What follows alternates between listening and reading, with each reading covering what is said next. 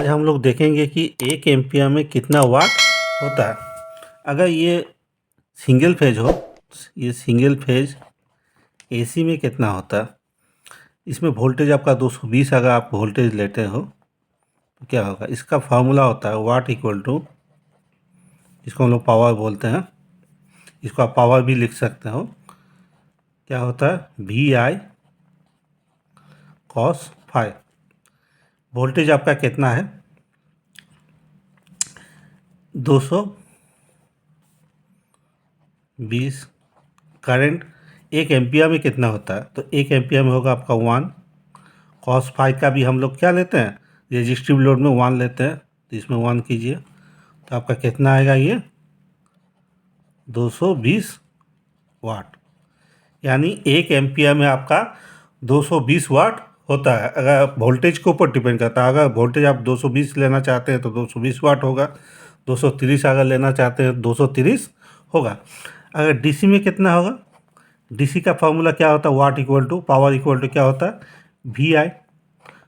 Power का ही unit watt होता है, ठीक है। अब पावर, इसमें आपका वोल्टेज मान लीजिए, आपका मैंने लिया आपका 20 वाट, 20 वोल्ट, और करंट लिया मैंने 1 एम्पियर। इसको जब गुना कीजिएगा तो कितना होगा, 20 वाट। थ्री फेज में क्या होता है, अगर मान लीजिए थ्री फेज का होता है, थ्री फेज एसी में क्या होगा, थ्री फेज एसी में क्या होगा, ये फार्मूला लगता है, पावर का फार्मूला लगेगा आपका √3 VI cos फाइव।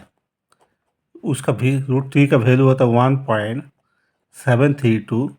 वोल्टेज आपका 415 लेते हैं हम लोग, और करंट हम लोग कितना लेंगे, 1 एम्पियर, और cos फाइव का मान लेंगे 0.8।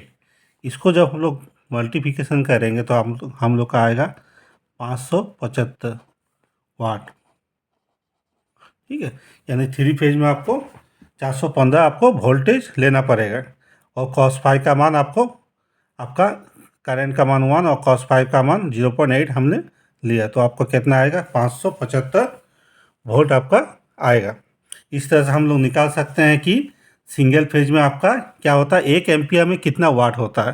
तो 1 एम्पियर आप करंट में क्या लिखिएगा, 1 लिखिएगा, अब वोल्टेज में 220, और cos फाइव में क्या लिखे, cos फाइव मतलब पावर फैक्टर, cos फाइव मतलब पावर फैक्टर, तो इसको गुना कीजिएगा तो 220 वाट आपको निकलेगा। ये वोल्टेज के ऊपर डिपेंड करता है, वोल्टेज आप कितना दे रहे हैं।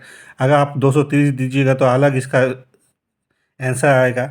यहाँ पर जैसे 20 है, यहाँ पर अगर 30 आप देना चाहते हैं तो आपका क्या होगा, 30 वाट होगा। ये वोल्टेज के ऊपर डिपेंड करता है कि आप कितना वोल्टेज दे रहे हो, उस पर आपका डिपेंड करेगा कि 1 एम्पियर में आपका क्या होगा, कितना वाट होता है। अगर ये वीडियो आपको अच्छा लगा तो उसको सब्सक्राइब कीजिए, शेयर कीजिए और लाइक कीजिए। धन्यवाद।